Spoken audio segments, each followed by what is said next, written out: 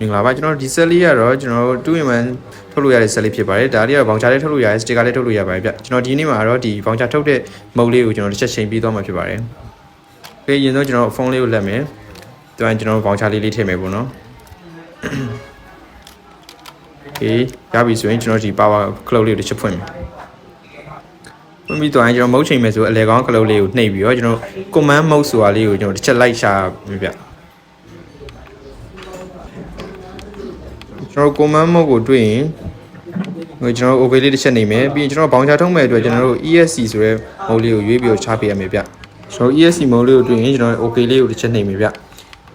ပြီးတော့ရင်အလေကောင်း cloud လေးနဲ့ကျွန်တော်တို့ paper label type ကိုတစ်ချက်လိုက်ရှာမယ် okay paper label type တစ်ချက်နိုင်ရင်ကျွန်တော် okay နှိပ်မယ်ကိုလေးနေပြီးတော့ရင်ကျွန်တော်တို့ကဒီဘောင်ချာထုတ်မဲ့ဆိုတော့ကျွန်တော်တို့ continuous type ကိုရှာရမယ်ဗျဆိုတော့ continuous လေးတစ်ချက်ရှာမယ်ရှာတွေ့တော့ရင်ကျွန်တော်တို့ okay လေးတစ်ချက်နှိပ်မယ်ဗျ okay ပြီးတော့ရင်တော့ကျွန်တော်တို့ဒီ power လေးကိုတစ်ချက် off ပေးလိုက်ရမယ်ဗျOkay ဒါဆိုတော့ကျွန်တော်တို့ဒီ power လေးတစ်ချက်ပြန်အောင်ပြီးတော့ဖုန်းလေးနဲ့ချိတ်ဆက်ပြီးတော့ကိုကြိုက်တဲ့ software လေးနဲ့ချိတ်ဆက်ပြီးတော့ကျွန်တော်တို့ဘောင်ချာလေးထုတ်လို့ရပါပြီခင်ဗျ